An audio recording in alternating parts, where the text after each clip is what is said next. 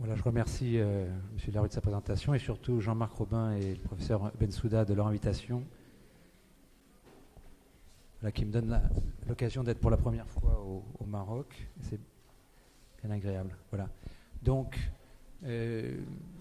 on sait par de vieilles observations que le déficit en fer, ça a été mentionné tout à l'heure par une collègue précédente, peut augmenter le surpoids. Le mécanisme est quand même assez simple, c'est que le déficit en fer donne de la fatigue, et quand on est fatigué, c'est simple, pour compenser, on mange plus. Or, le déficit en fer est associé aussi à une réduction du métabolisme. Donc d'un côté, vous mangez plus, de l'autre côté, vous brûlez moins. Le résultat est simple à comprendre. Tout le monde ne va pas avec la carence en fer faire du surpoids, loin de là, mais ça peut être un facteur donc, dans le surpoids. Et donc ça, on le connaissait. Maintenant, très brièvement, donc, je vais repasser par un certain nombre de choses générales pour expliquer pourquoi aujourd'hui il faut faire une véritable révolution dans le surpoids, parce qu'on a fait de puissantes percées dans la connaissance et que les approches précédentes ne sont plus acceptables. Donc je vais passer par là avant de vous parler des déficits beaucoup plus importants que le fer, qui sont des facteurs carrément pathophysiologiques, que si on ne les corrige pas, eh bien, on aura beaucoup de mal à avoir des résultats dans le management du surpoids. Donc vous vous rappelez que les méthodes précédentes, par exemple le régime hypocalorique, la restriction, le régime hyperprotéiné, toutes ces techniques qui ont été employées pendant très longtemps, associées plus ou moins à des choses agressives, style hormones thyroïdiennes, diurétiques. On est passé par des tas de choses, récemment le Prozac, ne mène pas des résultats formidables. On a eu plusieurs études récemment qui l'ont montré. Une étude qui a été faite par l'hôpital de l'Hôtel-Dieu, qui est l'hôpital de référence dans l'obésité, qui a pris des gens qui sont vraiment obèses, plus de 100 kilos, et qui a pris un objectif très très modeste, c'est-à-dire perte de 9 kilos maintenue 2 ans plus tard. Or, cette synthèse montre 80% d'échecs. Je ne sais pas si vous avez vu la semaine dernière, il y a eu une publication américaine qui comparait les 4 régimes les plus utilisés dans le monde et qui montre qu'il n'y a aucune différence significative après 2 ans de nouveau avec les gens qui ont suivi le régime ou pas. Or, quelle est la raison de ces échecs ? Eh bien, il y a des mecs qui ne peuvent pas grossir, qui viennent pour avoir des formes et on a beaucoup de mal à leur donner, et des gros qui profitent de peu. Donc pourquoi ? Parce qu'il y a un facteur génétique. On ne peut pas, ne grossit pas qui veut, voilà. Et donc, lorsqu'une cure est limitée dans le temps, eh bien, le facteur génétique demeure. Pour le moment, on ne change pas encore les gènes. Et donc, ce simple fait explique déjà les rechutes. Tout ce qui comporte un facteur génétique relève d'un accompagnement durable, parce que les gènes ne changent pas.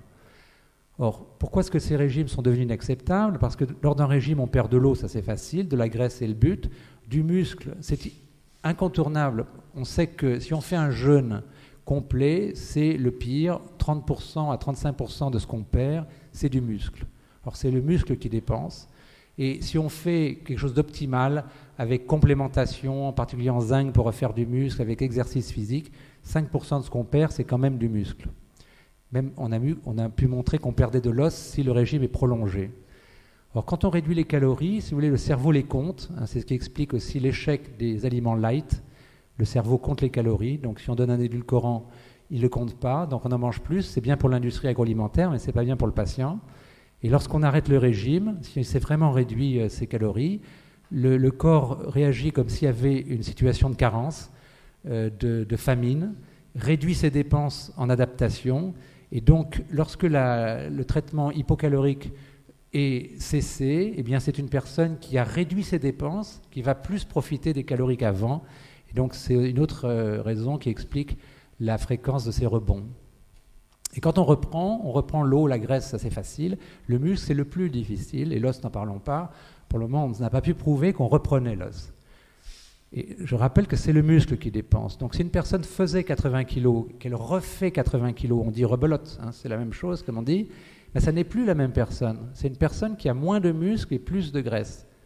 Et donc, c'est le muscle qui dépense. Et donc, la graisse isole du froid. Bon, et ce n'est pas tellement le problème au Maroc. Mais, disons, au total, on peut avoir des gros petits mangeurs, ce qu'à une époque, on niait, qu'il y ait des gros petits mangeurs. Et en fait, on a pu le démontrer en unité métabolique. Il y a des gros petits mangeurs qui, avec peu de calories, ne perdent pas de poids, alors qu'ils sont en surpoids, parce qu'ils ont moins de muscles, moins de tissus qui dépensent, qu'ils s'économisent. Quand on a moins de muscles et qu'on est plus lourd, on bouge moins, on bouge de manière plus efficace et malheureusement en dépensant moins. Or, les études, vous savez, montrent qu'il y a une augmentation bien sûr de mortalité avec le surpoids, surtout le surpoids androïde avec du ventre, mais par rapport à cette surmortalité, eh bien, le yo-yo augmente encore la mortalité cardiovasculaire et globale par rapport à la surmortalité d'un surpoids stable. On a au moins 6 études qui le montrent aujourd'hui. Conclusion, il vaut mieux ne pas essayer de perdre du poids si ce n'est pas pour un but durable. Et pour ce faire, seuls des changements alimentaires et comportementaux progressifs, globaux mais définitifs sont acceptables, et ça va comprendre donc la correction des déficits et le fait de maintenir, si vous voulez, le statut dans les micronutriments indispensables pour le métabolisme, pour la capacité des calories d'être brûlées et de dépenser l'énergie. Elles ont d'autres implications. Vous avez peut-être entendu parler d'Okinawa, c'est un archipel à l'extrême sud du Japon où on a enregistré le record mondial de longévité. On a 3 fois plus de centenaires qu'en France. Par exemple, en France, il y a 22 centenaires pour 100 000 habitants. Il y en a 61 pour 100 000 à Okinawa. Le record du monde, c'est le Japon avec 29. Donc il y a un phénomène très particulier qui était une légende dans l'inconscient collectif asiatique et qui a été démontré par une étude, en effet, qu'ils ont en effet objectivé cette longévité exceptionnelle. Le plus spectaculaire, c'est que 15% des super centenaires, des gens de plus de 110 ans, excusez-moi, il y a une erreur sur le diaporama, c'est pas 100, c'est 110 ici. On en trouve 15% à Okinawa, on en a observé 15% à Okinawa. Or, leur population fait 1,3 million d'habitants, ça représente 0,002% de la population mondiale. Bon, si vous faites un petit calcul arithmétique, ça fait 7500 fois plus que ce qu'on peut attendre de la statistique. Donc il y a un phénomène très particulier. Et ce qui vous intéresse le plus, évidemment, c'est qu'il y a une incidence zéro de surpoids et de diabète chez les anciens. Malheureusement, chez les nouvelles générations, ça n'est plus du tout le cas, puisque même à l'inverse, les nouvelles générations qui ont été administrées par les États-Unis après la Deuxième Guerre mondiale, qui a cru bien faire en introduisant dans les écoles les petits déjeuners qu'on connaît, produits laitiers, sucre, pétales de maïs bien grillés, etc., ont modifié les habitudes. Et le résultat, c'est qu'avec les fast-foods, la présence de cette pollution culturelle, eh bien, c'est les jeunes adolescents d'Okinawa qui ont le record de tout le Japon de surpoids. Ce qui montre aussi que ce n'était pas génétique et que c'est principalement lié à l'alimentation et au comportement. Bon, par ailleurs, ils ont 80% de pathologies cardiovasculaires et de cancer en moins. Ce n'est pas tellement le sujet. Mais ce qui nous intéresse, c'est que ce qui explique, si vous voulez, ce succès et de longévité, cette absence de surpoids et la réduction des pathologies à long terme, on peut rajouter par exemple un taux de démence 10 fois inférieur chez les centenaires, c'est qu'ils font plus d'énergie avec moins de calories. Et ça, c'est une base, si vous voulez, fondamentale aujourd'hui pour reprogrammer des approches alimentaires et comportementales, parce que faire du conseil alimentaire, malheureusement, c'est quasi nul, s'il n'y a pas derrière des techniques comportementales pour permettre aux gens de les accompagner dans l'appropriation de nouvelles habitudes alimentaires. Donc, on a construit, si vous voulez, un nouveau protocole de changement alimentaire pour le surpoids fondé sur ce modèle, étant donné leur succès. Alors, comment font-ils pour faire plus d'énergie avec moins de calories? D'abord, ils respirent. Alors, ça paraît banal de respirer, mais si vous vous rappelez pourquoi on respire, eh bien, on respire pour prendre de l'oxygène, et c'est l'oxygène qui permet de brûler les calories. Or, chez nous, si vous voulez, on a l'impression que c'est banal, c'est bien, respirer, il n'y a pas besoin d'apprendre, tout le monde sait. Mais quand on respire sans apprendre, eh bien, on a comme un petit accordéon, on prend de l'air, on l'expire de manière superficielle, et en plus, quand on a du surpoids, ça réduit encore ce mouvement. Et au total, on a une tendance à l'hypoxie tissulaire. Alors aujourd'hui, on s'est intéressé en médecine à l'apnée du sommeil, qui, on sait, accélère le vieillissement, est un facteur de risque cardiovasculaire. Mais en fait, il s'avère que la quasi-totalité des autres font de l'hypoxie tissulaire, et en particulier la nuit, puisque la nuit, on est dans un volume d'air limité et qu'on pompe l'oxygène, on relargue du gaz carbonique. Donc il faut penser à aérer déjà les espaces la nuit. et puis apprendre, comme en Asie, ça se fait, pour quel que soit le sport qu'on pratique, les arts martiaux, le tai chi, le yoga, etc., le qigong, on apprend à respirer. Dans nos pays, qui sait respirer? Les sportifs de haut niveau, sinon ils ne peuvent pas faire ce qu'ils font. Les chanteurs, les danseurs, les apnéistes, qui font... on va dire les femmes qui apprennent l'accouchement sans douleur, voilà, la sophrologie, mais c'est quand même des petites populations très très très faibles qui apprennent à respirer à fond. Respirer à fond, qu'est-ce que c'est? C'est gonfler le ventre à fond comme un ballon, les poumons à fond, et là vous voyez déjà que vous augmentez le volume d'air respiré, et vous expirez par le nez à fond, vous videz, d'accord? Donc on augmente le volume, et ensuite vous faites des rétentions, c'est-à-dire que quand on a les poumons pleins, on bloque.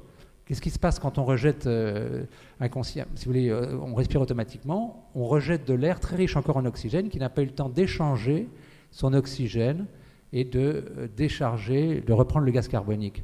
Donc en fait, on fait deux choses quand on fait de la respiration consciente complète, comme on l'appelle, dans le yoga ou toutes ces techniques, c'est qu'on augmente le volume et qu'on augmente le temps d'échange gazeux. C'est un truc bête qui ne coûte rien, mais qui est extrêmement important dans le management du surpoids, d'autant plus que dans le surpoids, il y a encore une réduction de l'ampliation thoracique. Bon. Et évidemment, il y a une augmentation des risques d'apnée du sommeil, etc. Donc respirer, c'est vraiment quelque chose de, je dirais, dans le numéro, la hiérarchie, je parle de déficit, eh bien le premier déficit, c'est l'oxygène. C'est aussi basique que ça. Si on fait déjà ça, apprendre aux gens à respirer, on fait énormément. Ils vont mieux brûler leurs calories, ils auront plus d'énergie, ils n'auront pas besoin de manger autant pour avoir de l'énergie. Donc c'est un gain multiple, et en plus c'est un outil de gestion du stress, et quand on est stressé, on mange plus. Donc quand on est stressé, si on apprend à respirer, au lieu de bouffer, de grignoter, de manger des gâteaux ou du chocolat, on peut respirer, on peut faire autre chose. Bon, ils bougent. Les Okinawaïens, même centenaires, marchent énormément, ils ne prennent pas leur retraite, ils ouvrent, une veuve n'a pas peur d'ouvrir un magasin de fleurs à 80 ans. C'est très important de conserver une activité physique. La personne qui, aujourd'hui, dans notre société, si vous voulez, tout est assisté. On ne cherche plus l'eau dehors, au puits, on ne transporte plus l'eau dans les étages, on ne met plus l'eau dans la bassine, on ne lave plus le linge à la main, on ne va plus étendre, tout ça c'est mécanisé. Bon, le chauffage, j'en parle pas au Maroc, mais les transports, les escalators, les ascenseurs, dans les professions, tout est mécanisé. Donc, si vous voulez, on est beaucoup moins ruraux qu'avant. À la campagne, on faisait des travaux ruraux qui étaient très physiques. Et on pouvait beaucoup plus difficilement faire du surpoids. Aujourd'hui, la vie qu'on mène, urbaine, technologiquement avancée, avec tout le confort ménager, fait qu'on a une sédentarité rampante. Et donc forcément, ça a plein d'implications. Évidemment, déjà, on dépense moins, mais on a moins de muscles. Avoir moins de muscles, c'est avoir moins de masse tissulaire de nouveau capable de dépenser les calories. Il faut savoir que quand on bouge, on multiplie les mitochondries, qu'on va voir tout à l'heure, les centrales énergétiques dans le muscle, et que ça augmente la capacité de brûler les calories. Et donc c'est fondamental. En plus, quand on bouge, on respire plus. Donc si vous voulez, c'est lié. Par ailleurs, de bouger est aussi quelque chose d'antidépresseur. On a des études là-dessus, d'anti-inflammatoire, d'anti-stress. Les sportifs ont évidemment moins de surpoids, ou les danseurs, ou les gens qui bougent, par leur métier, font forcément moins de surpoids que les gens qui ne bougent pas. Et par ailleurs, leur alimentation est beaucoup plus riche en magnésium, en acides gras oméga 3. Et là, on commence à aborder le sujet des déficits micronutritionnels, ou plutôt nutritionnels globalement, puisque les oméga 3 ne sont pas vraiment, bien sûr, un micronutriment, qui vont avoir une implication importante sur le surpoids. Le magnésium et l'énergie. Il faut se rappeler que si on a de l'énergie, c'est grâce au soleil. Le soleil est une sorte de réaction nucléaire permanente qui dégage des rayonnements, les photons sont agités et envoient, si vous voulez, des rayons gamma et X qui n'atteignent pas la Terre, fort heureusement, beaucoup de rayons UV qui sont filtrés par l'ozone, sans ça il n'y aurait pas de vie, ça stériliserait tout, mais il y a un peu de rayons ultraviolets qui passent, et ces rayons ultraviolets sont captés par les plantes. Les feuilles vertes sont comme des panneaux solaires qui font ce qu'on appelle la photosynthèse. La photosynthèse, comme vous le savez, a été inventée par les algues bleues à une époque, et aujourd'hui encore, c'est les algues bleues donc, qui ont enrichi l'atmosphère terrestre en oxygène, et aujourd'hui encore, elles sont responsables de 30% de l'oxygène qu'on respire. Or, les algues bleues, on fait ça grâce bien sûr à la chlorophylle associée au magnésium. La chlorophylle associée au magnésium casse l'eau, hydrolyse ce qu'on appelle l'eau, ça fait O2, c'est l'oxygène qu'on respire. Et avec H2 et le CO2 qu'elles ont repris, ce qui joue un rôle important dans la prévention de l'effet de serre, elles vont faire des glucides. Et ces glucides sont la seule énergie qu'on a. Soit on mange les plantes, et c'est les glucides qui ont été créés qui nous donnent cette énergie, soit on mange les animaux, y compris les plantes, et dans ce cas-là, il y a aussi des graisses, et on va avoir donc des calories. Toutes nos calories viennent du soleil, en fait. Il y a une triade, la plante, l'oxygène et l'eau, sans laquelle il n'y a pas de vie, évidemment. Et nous, comme on ne fait pas de photosynthèse, comment est-ce qu'on va faire notre énergie ? C'est comme la voiture, on va remplir le réservoir d'essence, nous, c'est les glucides et les acides gras principalement, qu'on va brûler grâce au feu de l'oxygène. Mais il y a un troisième élément qui est oublié dans cette triade, c'est le magnésium. Parce que le magnésium ne peut pas, s'il n'y a pas de magnésium, on ne peut pas transporter le sucre dans la cellule. Si vous regardez ici, j'ai pas mis la cellule avec le magnésium, mais bon. On va voir que l'ATP se fait grâce au magnésium. Si on ne brûle pas le sucre, il n'y a pas d'osmose. Le sucre reste élevé dans la cellule, on ne peut pas tirer le sucre du sang. Et le transport insulinique et le transport actif ne se fait que grâce à la phosphorylation du récepteur à l'insuline. Donc le récepteur à l'insuline, il n'est pas actif s'il n'est pas phosphorylé. Et qu'est-ce qui permet de le phosphoryler ? C'est le magnésium. Toutes les phosphorylations en biochimie sont dépendantes du magnésium. Donc on voit ici la fameuse petite mitochondrie, qui est la centrale énergétique, une ex-bactérie qui brûle nos sucres et nos graisses avec donc l'oxygène et qui forme la véritable énergie, c'est l'ATP. Ce n'est pas le sucre n'est pas de l'énergie, les lipides non plus. C'est là qu'est l'énergie. Donc c'est très important de passer de là à là. Bon, et il se passe plein de choses entre les deux. Et il se passe tout ça. C'est-à-dire que pour passer des sucres à l'ATP, il faut passer par la glycolyse, le fameux cycle de Krebs, la respiration mitochondriale, ou des acides gras par la bêta-oxydation, ainsi de suite. Toutes ces opérations sont catalysées par le magnésium. On a appris ça, nous, des algues bleues, dans l'évolution biochimique, qui utilisaient la catalyse du magnésium avec la chlorophylle. Quand un système marche, eh bien l'évolution le garde, les micro-organismes l'ont gardé, les êtres multicellulaires, et nous, aujourd'hui, toute notre biochimie repose là-dessus. Et donc, si vous voulez, pour faire de l'énergie, il faut une triade, c'est-à-dire les carburants, bien sûr, l'oxygène et le magnésium qui est nécessaire à toutes les étapes. Vous voyez, même si on veut dégager l'énergie de l'ATP, il faut des ATPases qui sont catalysées par le magnésium. Donc c'est quelque chose qui est beaucoup plus puissant que le fer. Et ça a été une vraie surprise. Moi, je le dis depuis longtemps parce que je me suis intéressé au magnésium grâce au professeur Jean Durlac. Bon, j'ai eu la chance de le connaître il y a longtemps et donc il m'avait alerté sur l'importance du magnésium. Il a fait un bouquin de référence avec 7000 références bibliographiques là-dessus. Et donc, mais j'étais quand même très très étonné qu'au congrès international, le 11e congrès international qui a eu lieu à Kashikojima au Japon à la fin de l'année 2007, les chercheurs ont passé une journée entière sur magnésium et surpoids. Magnésium surpoids, magnésium inflammation, magnésium surpoids, syndrome métabolique. C'est quelque chose qui, même moi, m'a surpris parce qu'on n'avait pas pensé que la carence magnésienne pouvait être si importante dans le surpoids.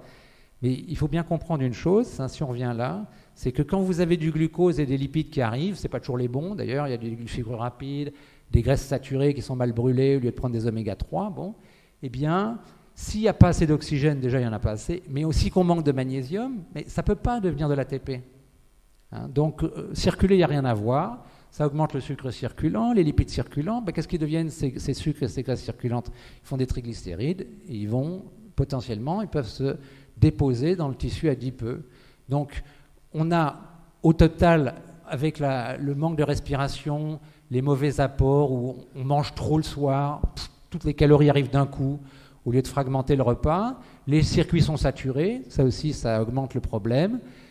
Eh bien, au lieu de faire de l'énergie, on va avoir beaucoup de calories qui, au lieu de faire de l'énergie, font du surpoids. Donc vous voyez que c'est le même problème augmenté, la combustion des sucres et des graisses en ATP, ça réduit le nombre de calories qu'il faut pour avoir l'énergie, et ça réduit en même temps le surpoids. Voilà. Bon, par ailleurs, si vous voulez, lorsqu'on manque de magnésium, ça augmente le stress, et le stress est aussi un fuel de l'hyperphagie. C'est facile, si vous voulez, de manger quand on est perturbé, quand on est mal. Le soir, on est fatigué, tout ça, donc on se remplit, c'est un détendeur. L'alimentation est quasiment un psychotrope, une drogue, qui permet de se sentir mieux. Les gens ne sont pas devant une assiette en se disant « je mange des glucides, des lipides, des calories, du magnésium, du fer pour mes globules rouges, du calcium pour mon os ». Ils sont devant une assiette, ils sont fatigués, ils sont tendus, ils ont passé une journée difficile, et piquer dans la fourchette, piquer avec la fourchette dans l'assiette et se remplir, ça détend. Donc si vous voulez, c'est forcément ce gros repas qui va arriver, où en plus, quand on est dans cette situation de tension, on voit pas, on goûte pas bien, on sent pas quand on est plein, on continue à se remplir, parce que quand on est bien plein, ça détend plus, forcément, ça va avoir un rôle important dans le surpoids. Et donc, plus on était stressé, plus on a tendance à manger. C'est pareil pour l'alcoolisme ou pour le tabagisme. C'est des drogues faciles qui permettent de soulager le stress. Voilà. Pourquoi je vous ai mis ce schéma ? C'est parce que, vous voyez, quand on est stressé, la noradrénaline sort de la surrénale, elle va stimuler le muscle, tous les muscles se tendent. Le calcium, qui est le signal qui permet la contraction musculaire, rentre massivement dans la cellule, il chasse du magnésium qui monte dans le sang. Donc le magnésium augmente, le rein lui l'envoie plus, il dit tiens il y en a trop, je passe dans les urines. Donc il y a un coup de klaxon d'un bus dans la rue, on passe, le cœur s'accélère, les muscles se tendent un peu, le cou, le dos, etc. Le magnésium, il passe dans les urines. Et donc on perd du magnésium avec le stress, aussi avec la vie urbaine. C'est pas seulement la sédentarité, c'est aussi plus de stress. Or, quand le magnésium est plus faible dans le sang, il module moins bien l'entrée du calcium dans la cellule. Alors ça, c'est le résultat des travaux sur la spasmophilie, qu'on n'appelle plus la spasmophilie aujourd'hui, d'Urlac. On pensait avant que c'était le calcium qui était responsable de la spasmophilie. L'étude de l'équipe de Klotz à Saint-Antoine. Après, il a montré que c'était faux. C'est le magnésium qui contrôle l'entrée du calcium dans les cellules. Et donc, quand il y a moins de magnésium parce qu'on l'a perdu avec le stress dans les urines, pour le même stress, il rentre plus de calcium dans la cellule. Donc le stress s'auto-amplifie. Et le résultat, c'est que ça peut être un facteur d'hyperphagie, d'augmentation de l'utilisation de la bouffe comme psychotrope. L'alcool aussi est quand même calorique, qui vont favoriser le surpoids. Si on ne maîtrise pas le stress, à mon avis, on a peu de chances d'obtenir des résultats durables dans le surpoids.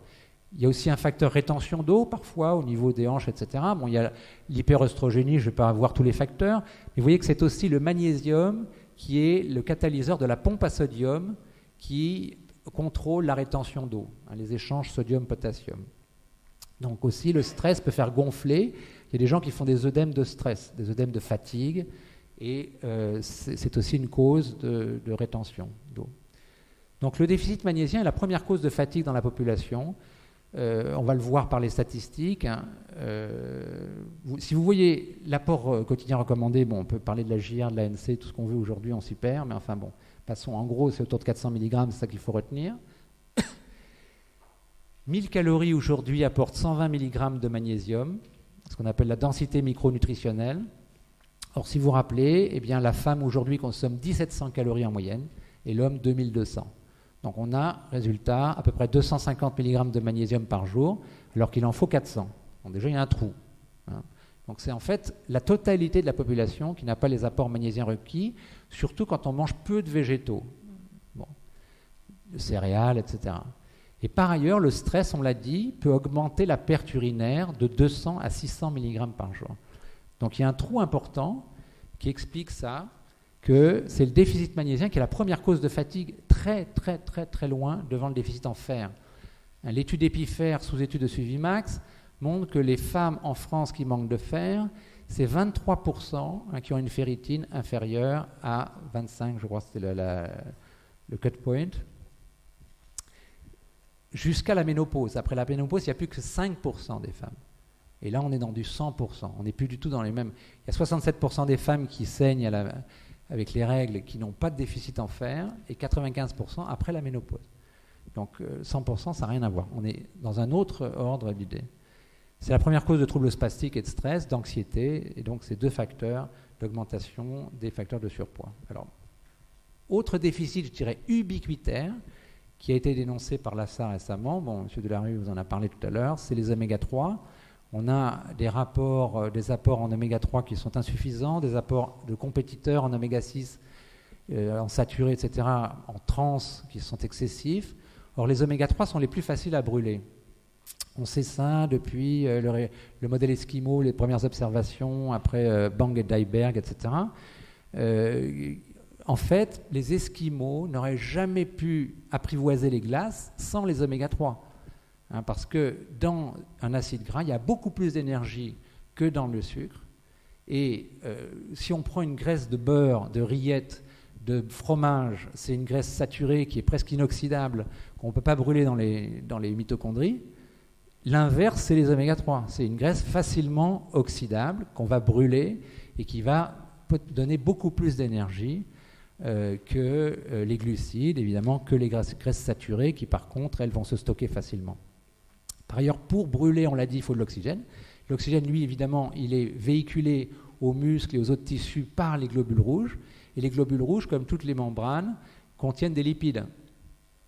Quand un globule rouge arrive au capillaire, là il doit délivrer l'oxygène, eh bien il doit se faufiler, ce qu'on appelle la filtrabilité érythrocytaire.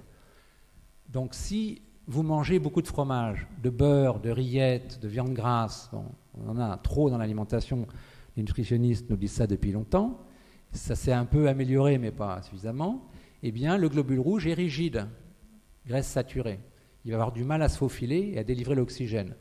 Évidemment, pire si les vaisseaux sont resserrés par le froid, ce qui est le cas des Esquimaux ou quand on est dans un climat froid, par le stress, par l'athérome, par plein de choses, ce qui fait qu'on a tout intérêt à avoir plus d'oméga 3 pour que le globule rouge soit flexible, puisse se faufiler et délivrer l'oxygène.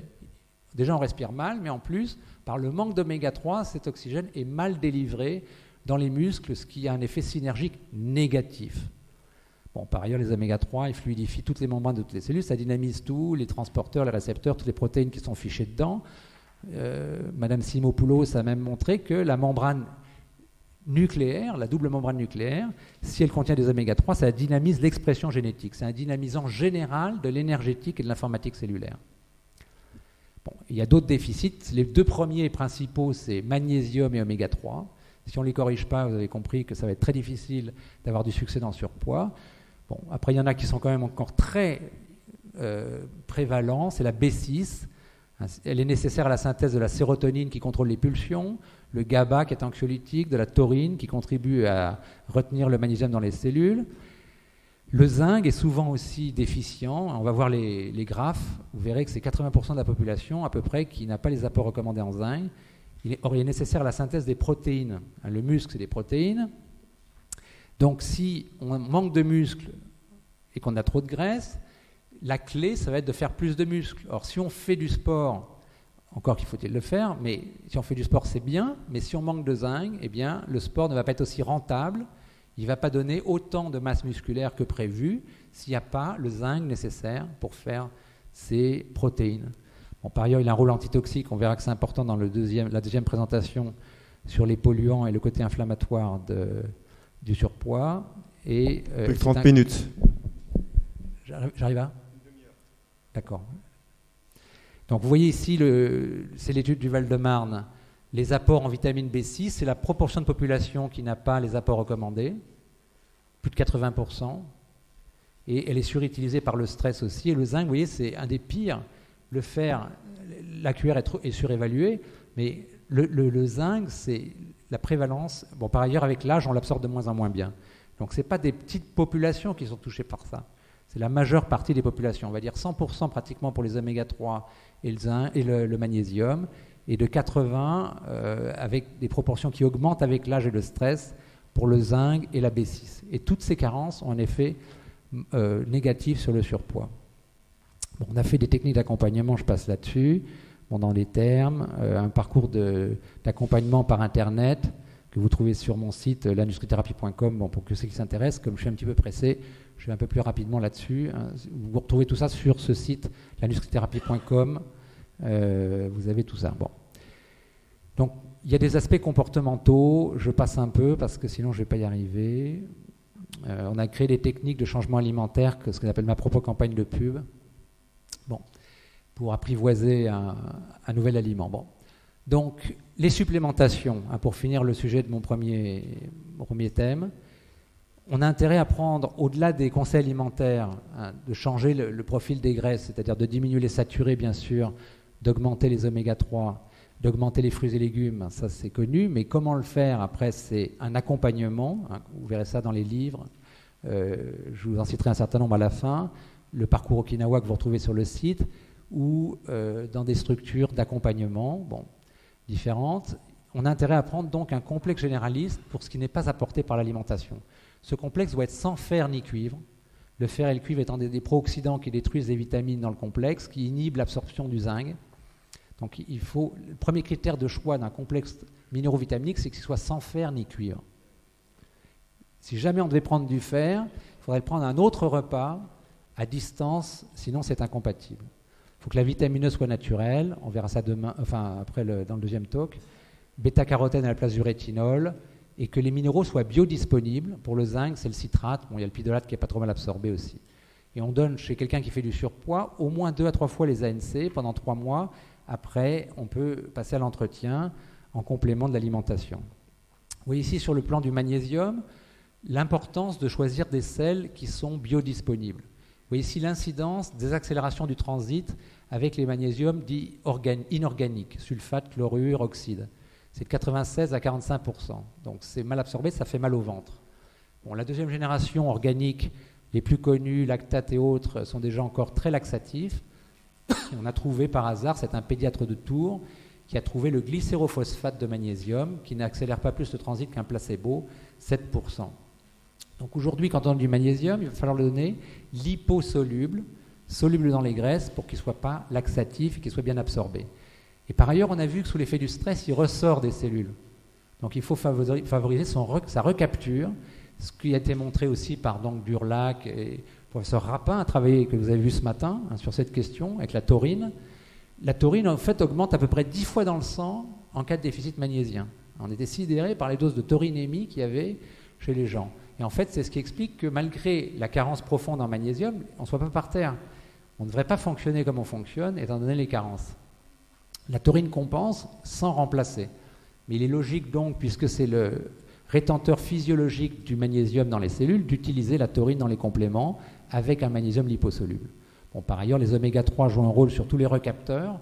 Bon, il faut indépendamment, on ne peut pas les mettre dans le même complément, il faut le remonter, et les antioxydants qui protègent les oméga 3 pour garder l'intégrité des membranes. Bon, je passe sur... Donc, la supplémentation va comprendre donc un magnésium liposoluble, le glycérophosphate. Il y en a un autre qui s'appelle le rotate, mais qui est trop peu dosé en magnésium et trop cher. D'autant plus qu'il faut donner de 600 à 900 mg éléments en dose d'attaque, donc associé à la taurine, la B6, les oméga 3 et les antioxydants. Donc le traitement d'attaque, on sait qu'il est fini quand la personne a retrouvé son équilibre pondéral, qu'elle a son énergie normale, qu'elle spasme plus les muscles, le cou, le dos, et tout ce qu'on veut. Ensuite, il y a une adaptation personnelle qu'on appelle la supplémentation de croisière, et une adaptation aux circonstances, étant donné que le besoin en magnésium est proportionnel au stress. Donc quelqu'un qui est en vacances a moins besoin de magnésium que quelqu'un qui est en situation de tension. Donc il faut apprendre aux gens, les coacher, pour qu'ils sachent eux-mêmes comment varier leur supplémentation magnésienne. Le praticien ne peut pas le faire lui, il faut simplement qu'il accompagne, qu'il donne les signes. Les signes, c'est la fatigue et la spasticité par rapport au stress musculaire ou autre. Les oméga 3, pour équilibrer sa composition en acides gras, c'est-à-dire tissu adipeux, graisse circulante, graisse de membrane, comme l'a montré Michel Delorgeril, il faut 3 fois les apports journaliers recommandés. Les apports journaliers recommandés sont obtenus par 3 cuillerées à soupe d'huile de colza par jour et 3 poissons gras par semaine, pas trop cuits.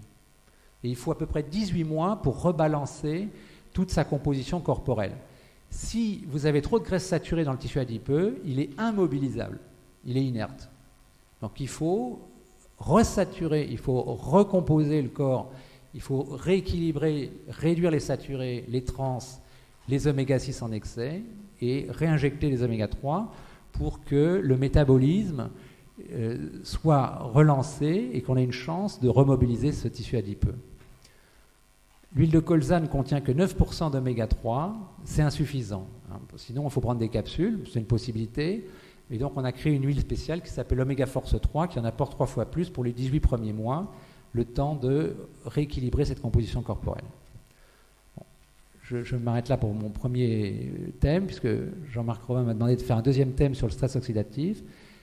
Je vais essayer d'être aussi bref que possible pour pouvoir donner du temps aux questions.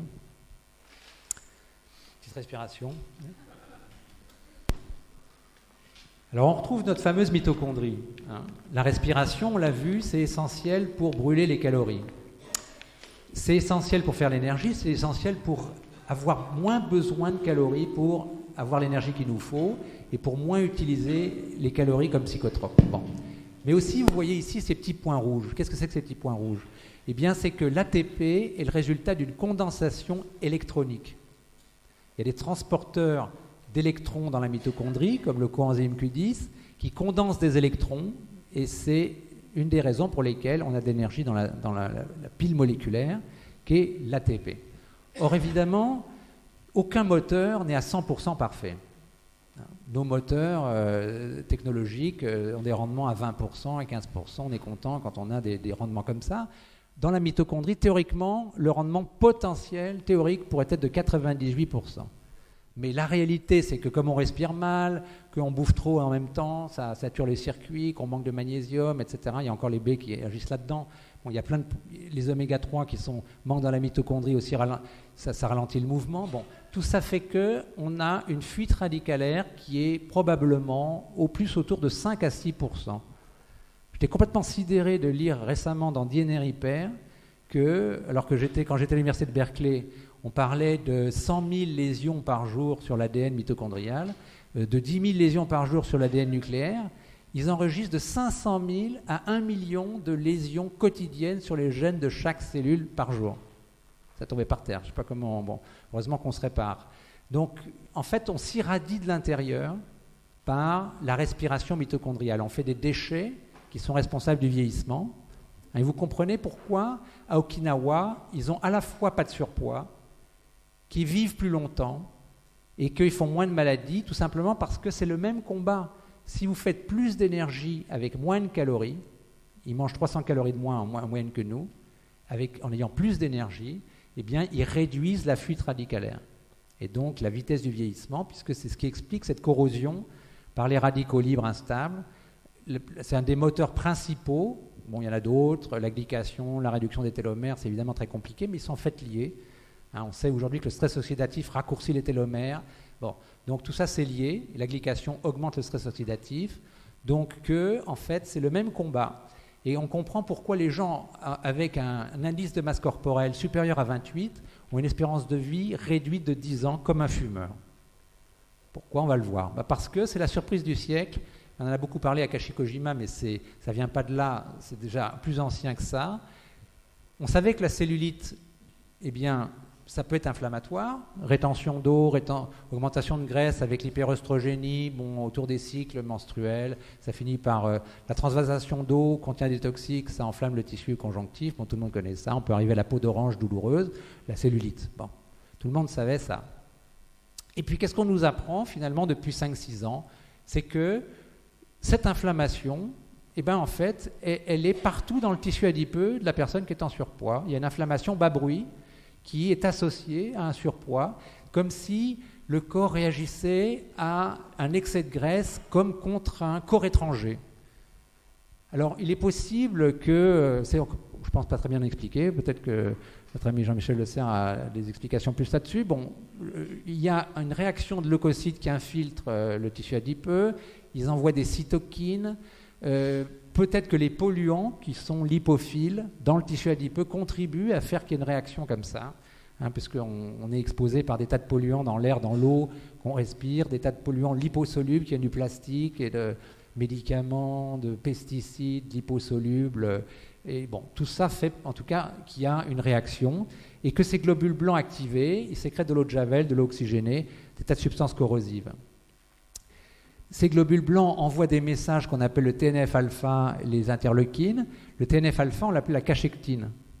Quand quelqu'un a une inflammation, un cancer, une infection chronique, il va envoyer, ces globules blancs envoient des signaux aux autres, et c'est lié aussi à l'évolution. Si vous voulez, quand une gazelle est blessée, eh bien, ou infectée, elle se met derrière un buisson, elle ne peut plus manger. Bon, donc pour survivre, ça coupe l'appétit, et ça augmente, comme on a des réserves en graisse et en vitamines, en minéraux dans le foie, par contre en acides aminés, non. Donc qu'est-ce qu'on fait? On défait du muscle. On défait du muscle pour pouvoir faire les anticorps, cicatriser, etc. Donc il y a une protéolyse qui est déclenchée par le TNF-alpha. Ce qui fait que l'inflammation à bas bruit du surpoids est associée à une corrosion permanente des muscles. Et alors là, c'est vraiment renversant, parce que si vous voulez, il est clair que quand on ne savait pas ça, eh ben, on pouvait toujours pédaler à essayer de faire de l'exercice aux personnes en surpoids, gagner du muscle. Mais de l'autre côté, ils se défait sans cesse. On est dans un cercle vicieux. Bon, je vais passer un peu sur l'explication. Les lipoprotéines 6-oxyde, c'est hétérogène. Bon. Alors, je me limite à mon sujet, tant pis. Si vous avez d'autres questions, je préfère y répondre. Mais, donc, pour mesurer le stress inflammatoire, c'est simple, on a la vitesse de sédimentation, bon d'accord, mais le mieux, c'est la C-réactive protéine ultrasensible. C'est un marqueur indispensable dans le surpoids. Il faut systématiquement faire une CRP ultrasensible. Et aujourd'hui, c'est reconnu comme un facteur de risque cardiovasculaire. Il y a de l'inflammation derrière le cardiovasculaire. En fait, c'est cette inflammation qui explique à la fois une partie de la chronicité du surpoids. On bouffe le tissu musculaire qui dépense sans cesse. On ne peut pas le refaire. Par ailleurs, c'est diabétogène parce que ça endommage les récepteurs à l'insuline et ça oxyde les LDL, cholestérol qui reste bloqué dans les artères, c'est athérogène. Donc les complications du surpoids sont liées à cette inflammation, au stress oxydatif. Donc c'est très important de le maîtriser. De mon point de vue, le meilleur marqueur, j'ai plein d'études là-dessus, mais je suis désolé, je ne vais pas pouvoir les présenter. J'ai trouvé dans la bibliographie au moins 50 études sur l'inflammation, la mesure du stress oxydatif, les statuts en antioxydants de la personne du surpoids, l'effet des suppléments d'antioxydants dans le surpoids. Il y a une très bonne littérature là-dessus. On a montré que c'est lié aussi à l'apport en sucre rapide. Si la glycémie est mal contrôlée, les apports glucidiques sont élevés, ça augmente le stress oxydatif, tout ça c'est lié. Bon. Donc en fait, le marqueur qui est le plus retenu par la littérature, c'est le malondialdéhyde, ou MDA. C'est un truc très non spécifique, c'est un élément qui est un catabolite des graisses oxydées, qu'elles viennent de membranes ou des lipides circulants. Et puis on pourrait aussi éventuellement, mais c'est secondaire dans le surpoids, mais enfin en fonction de l'âge, des risques de cancer, faire aussi le 8-OHDG, qui est un marqueur des gènes endommagés. Ça serait un facteur pronostic moléculaire du risque de cancer qui est aussi augmenté dans le surpoids. Bon, vieillissement accéléré. Qu'est-ce qu'on peut faire? Alors évidemment, les labos sont en train de travailler sur des anti-inflammatoires spécifiques du surpoids. Il y a d'énormes investissements là-dessus. Évidemment, réponse technologique, brevetable, cher, etc. Moi, je pense qu'on va retomber dans des problèmes d'effets secondaires sans répondre aux besoins basiques. Les besoins basiques sont beaucoup plus simples. Il faut restaurer le magnésium, qui joue aussi un rôle anti-inflammatoire. Ça a été montré à Kashikojima. Quand on manque de magnésium, les leucocytes sont hyperactifs. Donc ils sécrètent plus. Le magnésium s'avère aussi, disons, accessoirement un anti-inflammatoire. Les acides gras oméga 3, via les prostaglandines en particulier, et les antioxydants classiques, mais surtout, plus que les antioxydants classiques, vitamine E, vitamine C, caroténoïdes, sélénium, les polyphénols. Les polyphénols sont beaucoup plus intéressants dans le surpoids parce qu'ils sont beaucoup plus anti-inflammatoires en fait que les antioxydants classiques. Donc évidemment, les sources, c'est les fruits et légumes, les baies, toutes les baies, myrtilles, cassis, framboises, fraises, tout ça sont particulièrement riches en antioxydants, le kiwi. Bon. Ensuite, vous avez des produits qu'on appelle aliments plus aujourd'hui qui sont particulièrement riches parce que dans le surpoids, il faut des doses pharmacologiques. On en trouve dans le thé vert, il y a un stand ici, j'ai vu qui faisait le thé vert. Bon, le thé vert matcha, c'est une poudre qui est broyée entièrement, donc c'est 137 fois plus, il y a une erreur, c'est 7, 137 fois plus riche en polyphénol que l'infusion. Dans une infusion d'eau chaude, vous avez un peu de thé vert qui passe, là c'est la feuille entière qui est broyée. Bon, il faut qu'elle soit bio évidemment. Vous avez le chocolat noir, qui est une bonne surprise, parce que le chocolat noir, finalement, bon, il est calorique, c'est vrai. Il contient du magnésium, alors ça c'est pas intéressant parce qu'il est très bloqué, il fait des savons avec les graisses et malheureusement il est peu biodisponible. Par contre, il est très riche en polyphénols et ces polyphénols sont de plus en plus intéressants.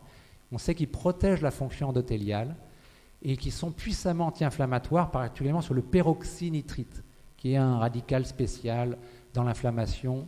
Bon.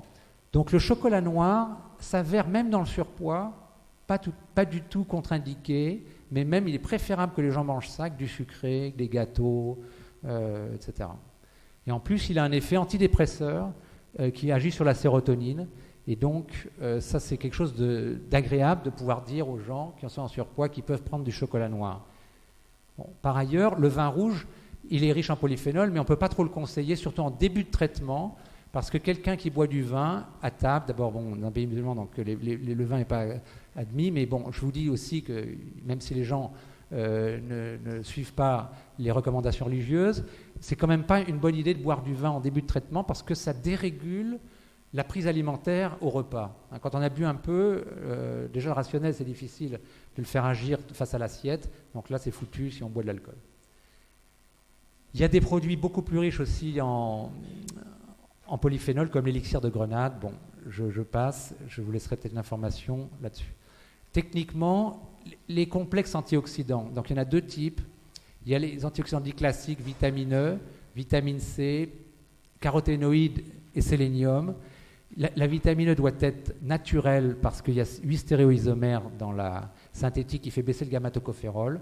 Alors le gamma-tocopherol est anti-inflammatoire, c'est absolument contre-indiqué aujourd'hui de donner de la vitamine E habituelle, succinate, acétate de tocopherol. Il faut donner le DRRR alpha-tocopherol ou des tocophérols mixtes naturels contenant des gamma-tocopherol. Les caroténoïdes peuvent antagoniser naturellement leur absorption. On a vu des études où le carotène augmente les cancers du poumon, etc. Il ne faut pas donner le carotène tout seul. Aucun de ces antioxydants ne doit être donné tout seul. Il doit être donné en famille. E plus C, c'est peut-être pas très lisible, mais les 3 caroténoïdes principaux en même temps, bêta-carotène, lycopène, lutéine. Lutéine protège la rétine. Si c'est un pays où il fait très chaud, il y a beaucoup de soleil, hein, il y a un risque de cataracte, je pense, et de dégénérescence maculaire augmentée. Si vous donnez du carotène long terme à forte dose aux gens, vous pouvez augmenter leur risque de lésions rétiniennes. Donc ils agissent en synergie. Bon, pas de fer, pas de cuivre. Voilà. Donc un complément généraliste antioxydant va contenir 200 à 600 mg de vitamine E naturelle, les 3 caroténoïdes, vitamine C et sélénium. Il faut les répartir en 3 prises pour éviter les montées importantes dans le sang, pour aussi rythmer. Aujourd'hui, on a des notions de chronobiologie, de méthodes dites métronomiques que vous retrouvez dans les aliments contre le cancer de Béliveau. Il faut protéger le système en fait en tenant compte de la demi-vie des antioxydants et les complexes que l'on connaît en métropole là-dessus. Je ne sais pas ce que vous avez au Maroc, c'est Antiox 200 ou Aodine. Alors, donc, après il y a d'autres antioxydants plus techniques comme l'alpha-lipoïque. Bon. Et puis les polyphénols donc, sont très importants. Les polyphénols, il vaut mieux les donner de manière alimentaire, puisqu'on le peut, le thé vert, les fruits et légumes, ou les aliments plus comme le thé vert matcha ou l'élixir. Maintenant, après, il y a des compléments aussi. Mais autant, si vous voulez, les antioxydants classiques comme la vitamine E, on ne peut pas les apporter par l'alimentation. Il n'y a pas d'aliments très riches en vitamine E dans l'alimentation. Il y a les noisettes et les amandes, il y a l'huile de germe de blé, mais c'est les mauvaises graisses oméga 6. Autant, si vous voulez, les polyphénols, on peut les augmenter par l'alimentation. Donc, je vous donne un certain nombre de pistes pour en savoir plus, avant de vous proposer les questions. Donc, il y a un livre pour les thérapeutes qui s'appelle « La nutrithérapie, base scientifique et pratique médicale ». Le livre qui résume Okinawa vient de paraître dans le livre de poche. C'est Okinawa, un programme global pour mieux vivre. Le guide familial des aliments soigneurs vient de reparaître aussi dans le livre de poche, avec un chapitre sur le surpoids. Et bon, il y a des formations pour les plus motivés d'entre vous, mais elles sont malheureusement à Montpellier, à Lausanne. Jean-Marc donne des formations, je pense, au Maroc. Et puis donc, vous retrouvez à peu près tout sur mon site, c'est lanutrithérapie.com tout collé, avec un bilan de facteurs longévité santé, des blogs, avec des recettes, des exemples, le parcours d'accompagnement en 9 mois. Comme on a vu que c'était très difficile de gérer le surpoids, de faire rentrer ces conseils alimentaires, j'ai travaillé avec un spécialiste de la communication et on a en fait divisé ce qui est contenu dans ce livre en 180 modules. Donc tous les jours, les gens s'abonnent, ils ont tous les matins, 5 jours par semaine, un petit conseil. Comment mieux respirer, comment apprivoiser les fruits et les légumes, comment acheter, comme des trucs basiques. Et ils sont accompagnés avec une progression sur 9 mois. Il faut au moins ça pour le noyau dur. Voilà, et puis on peut vérifier ensuite sa progression par le bilan. Bon, il y a des conférences, etc. Voilà, je vous remercie de votre attention. Excusez-moi, j'ai débordé un petit peu. Est-ce qu'on propose des questions? Est-ce que vous avez une ou deux questions? Oui. Mon micro est trop court, je ne peux pas te le passer. Au baladeur.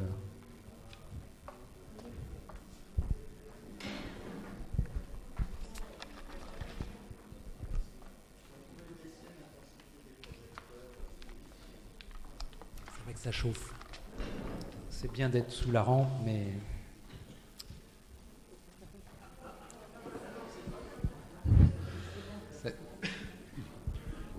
Je pense qu'il y a des choses très intéressantes, mais j'ai une question puis une remarque. La question, c'est est-ce qu'il y a des résultats qui ont été obtenus, enregistrés, publiés sur ce genre d'approche, qui est une approche globale tout à fait pertinente et intéressante? Je pense que ça sera intéressant, parce que ça ferait avancer un petit peu les choses. Et ça, c'est une première question. De toute façon, on est confronté à des échecs cuisants en matière de poids, donc toutes les alternatives sont intéressantes. Et puis deuxièmement, je suis un petit peu étonné des chiffres des apports recommandés là, en vitamine C, sélénium, bêta-carotène. Ça me semble un petit peu élevé pour bêta-carotène 6 à 18, je trouve que c'est beaucoup. 18, c'est beaucoup. Sur sélénium, 50 à 150, aujourd'hui, il y a des études sur le sélénium. On a l'impression qu'il y a quand même un petit surrisque pour certains cancers. Et enfin, vitamine C, est-ce que c'est vraiment utile d'aller au-delà des apports conseillés 200 à 400 ou 200 à 600? Ça me semble beaucoup. Voilà, je voudrais avoir un petit peu une justification de chiffres aussi élevés, à moins que ça soit peut-être en phase d'attaque, je ne sais pas très bien. Oui, tout à fait. Là, on est en phase d'attaque et c'est un traitement court pour resaturer le système et avoir un effet anti-inflammatoire pharmacologique. Après, il n'est pas question de garder des doses aussi élevées. Bon, il y a plein d'autres arguments qui s'ajoutent, je ne vais pas parler de tout, mais dans le surpoids, il y a le tissu adipeux piège les molécules lipophiles. Et donc, en fait, on retrouve beaucoup de vitamines E, de caroténoïdes dans le tissu adipeux qui est piégé, et les taux circulants sont abaissés par le simple fait du surpoids. Et donc, en fait, on aura le même problème avec les supplémentations.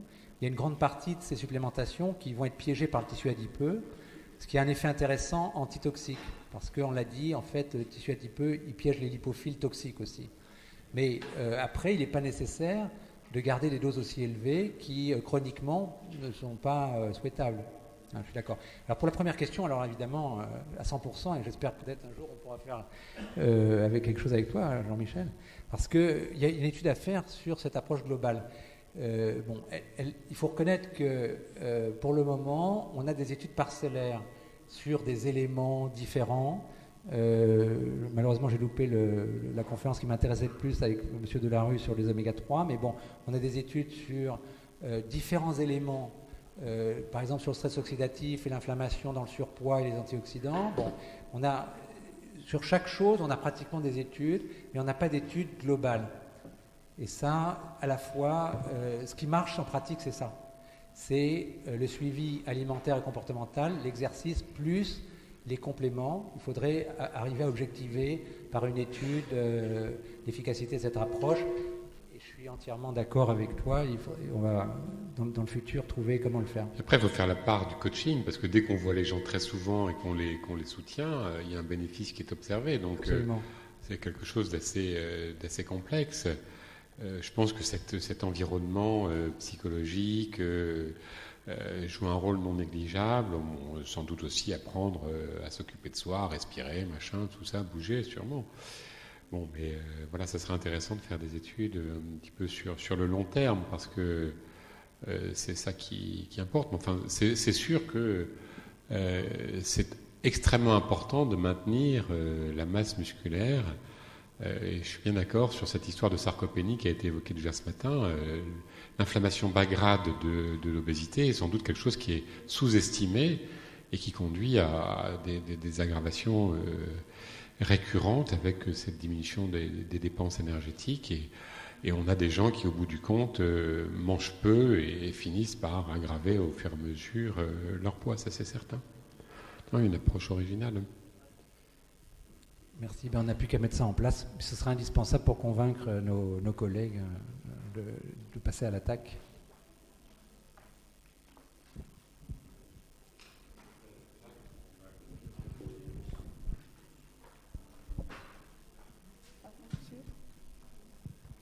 Oui, juste une petite remarque complémentaire qui est en fait que la plupart des études montrent que lorsque l'on fait des dosages de vitamines et d'oligo-éléments chez l'obèse, on trouve souvent des déficits, voire même des véritables carences. Alors, c'est un problème en général et c'est un problème particulier chez ceux qui éventuellement, c'était pas votre propos, mais peuvent être candidats à la chirurgie de l'obésité, où on sait que le type de chirurgie qui va être pratiqué va conduire à des déficits systématiques qu'il va falloir corriger. Et je crois que c'est un point qui est important. Alors après, la question qui se pose, c'est comment on les diagnostique, faut-il le faire systématiquement et quel est le niveau de prise en charge des dosages qui sont faits. Mais je crois que indépendamment du type d'apport et de coaching que vous proposez, je crois qu'effectivement il faut bien aussi alerter sur le fait que les gens obèses, on a tendance à penser qu'ils mangent plus que les autres et donc ils sont moins sujets au déficit. L'expérience, je dirais, prouve lorsque les études sont faites que c'est pas vrai. Alors peut-être parce que ils font des choix alimentaires un peu spécifiques et qu'ils induisent des carences parce qu'ils excluent certains types d'aliments. Peut-être parce qu'il y a une séquestration d'un certain nombre de micronutriments ou autres dans le tissu adipeux dont la masse est augmentée et que cette séquestration fait qu'il y a un déficit. Donc je crois qu'effectivement il faut effectivement ne pas méconnaître aussi qu'il peut y avoir des déficits. Alors après on peut discuter sur le niveau d'apport, etc. Bon, je crois que à partir du moment où on décide éventuellement de faire des supplémentations, alors si on peut avoir les dosages, en principe c'est mieux parce que ça valide, je dirais, le niveau des apports et pour rester, je dirais, dans les normes. Le deuxième élément, c'est que effectivement, je crois qu'il faut ensuite quand même faire attention à pas aller trop au-delà, je dirais, des apports conseillés. Alors étant entendu que les apports conseillés sont pour la population en bonne santé et que l'obèse ne fait pas partie malgré tout de la population en bonne santé. Je voulais juste apporter ces petits éléments complémentaires à votre exposé. Voilà. Oui, merci. Et disons que c'est pas très rentable de mon point de vue de doser, par exemple, le magnésium qui n'est pas pathognomonique, la Sécu ne le rembourse plus. On a un suivi clinique. Et le premier argument, malheureusement, est statistique aujourd'hui. C'est le premier argument. On sait que les gens manquent d'oméga 3, de magnésium et de respiration. Bon, après, évidemment, sur certains points, on pourrait faire des dosages nutritionnels plus précis. Le sélénium, ça c'est clair, le sélénium plasmatique est un bon marqueur. Simplement, il y a quand même une discussion sur le sélénium plasmatique qui est la norme actuelle et le sélénium plasmatique souhaitable. La norme actuelle est quand même le reflet d'un apport, enfin en tout cas faible en France, de 45 microgrammes par jour, alors que l'apport optimal est supérieur. Donc il y a un débat souvent en France de scepticisme très important sur la complémentation, et je dirais une résistance à la complémentation, qui est quand même liée aussi à des idées préconçues, mais aussi, je pense au fait qu'on ne s'est pas encore bien mis d'accord. Ça fait 30 ans qu'ils discutent aux États-Unis sur la révision des RDAs, en fonction non plus de la prévention du scorbut, du beriberi, mais de l'optimisation des fonctions, énergie, immunité, fonctions intellectuelles, etc. Comme ils ne sont pas mis d'écart, ils n'ont pas changé. Donc il y a eu quelques optimisations sur la vitamine C, qui est passée de 60 à 110, etc. Mais on n'est encore pas dans les doses optimales pour beaucoup de compléments. Et dans la catégorie surpoids, alors là, je crois que c'est en effet aggravé, pas seulement par la séquestration, mais par l'inflammation bas bruit, par aussi des déséquilibres alimentaires plus importants que dans les autres populations. Donc, si vous voulez, je crois que malheureusement, heureusement le magnésium, si vous voulez, a un rapport bénéfice-risque qui est bon. Enfin, le risque est très faible. Et l'insuffisance rénale, qui en cas de surdosage ne pourrait pas l'excréter, mais il n'y a pas de contre-indication, il n'y a pas d'effet secondaire. Donc je pense les antioxydants à long terme, c'est notre affaire. Je suis d'accord que là, il faut ne pas surdoser, ce n'est pas nécessaire de toute façon, c'est même pas souhaitable du tout. Par contre, on a besoin d'un traitement d'attaque pour resaturer, sinon on ne casse pas le cercle vicieux de l'inflammation. Ça, on l'a suivi par des dosages. Il faut des doses importantes de polyphénol et d'antioxydants au départ, et de magnésium aussi, pour casser le cercle vicieux. Sinon, après, ça dure.